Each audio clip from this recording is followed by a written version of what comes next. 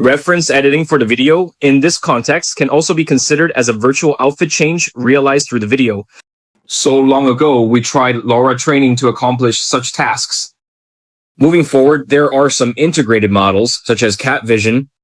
Recently, we've arrived at the FAIR model, which is within the IC LoRa framework, to perform similar operations. So the sharing of this stream mainly focuses on the video aspect. Sometimes, the results we get from images might still want to be converted into videos. This workflow allows you to directly edit the video as a reference, completing everything in one step. Then we look at the workflow.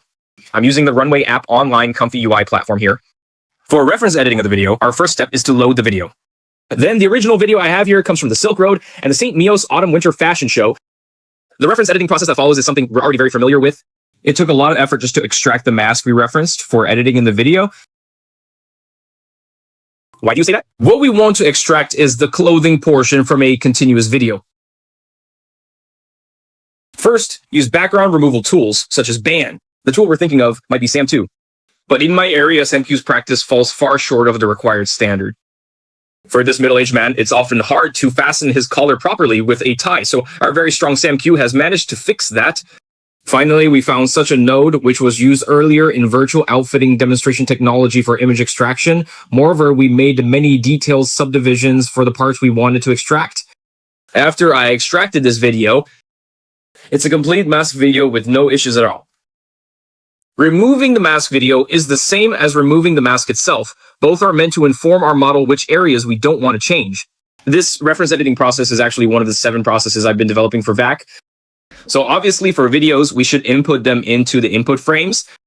Now the only thing left is to refer to this unfinished matter. For reference images, we should connect to the reference image itself. What about the mask itself? Don't forget to connect as well. By slightly expanding outward, we can achieve a better reproduction.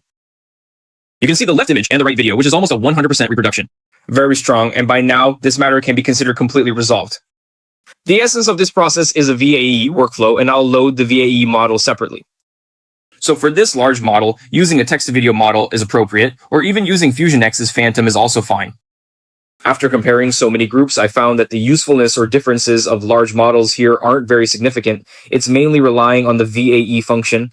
Unlike the first and last people we mentioned earlier, it doesn't really depend much on our large models. After the normal model loading is completed, the configured input is ready. Then click to run the queue. Properly turning on and off the gain. For accelerated models, results can be obtained in just 8 steps.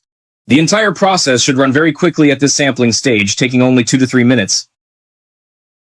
Now, members can use up to 48 gigabytes of GPU memory. So you can appropriately turn off or lower the block swap setting, which may speed up the results, possibly even getting them in under a minute. After everything is ready, just click Run, navigate to the AI of the RunningHub, or click the link in the description to register and get 120 H coins plus 100 points every day you log in. The corresponding AI workflow and one-click AI applications have been deployed online and can now be run and tested online. Then why do we separate the extraction of the mask video from our reference editing process? Because if the processes are connected in one generation, they will all need to be remasked again, which is very time-consuming, so it's better to split them apart. So if we split them up, we need to make sure that all frame rates are consistent, the frame rate of the video and the frame rate of the mask. The number of rendered frames should be the same value. If they are different, the result may be worse or even prevent the program from running. Let's take a look at some other results. For a middle-aged man, the similarity is high, but the shape of the clothing hasn't been reconstructed as before, which would allow us to better restore our reference image. The model is already very powerful. We can also incorporate some side references as references. The difficulty level is also quite high. For example, taking a short-sleeve shirt as a reference, we have almost perfectly recreated it. Even wrinkles will be reproduced, and issues like virtual distortion in videos should be completely resolved. Is there any possibility to improve the quality of our results? It should be possible. I gave up using the acceleration model and also didn't do quantization steps or CFT. I did thorough testing on that. When the number of steps exceeds 30 and the CFT is over 4, the video quality undergoes a significant improvement, entering a second stage. The effect feels very subtle, allowing the reference image to blend more accurately and enhancing clarity. So most of the time, this channel shares open source models and projects, but closed source models are where RunningHub really shines. It brought down the prices of many popular models, such as V2, Keling, and Wanxiang. Some specifications were even lower than the official published prices. The more you use it, the more you'll realize that saving up bit by bit really saves money in the long run.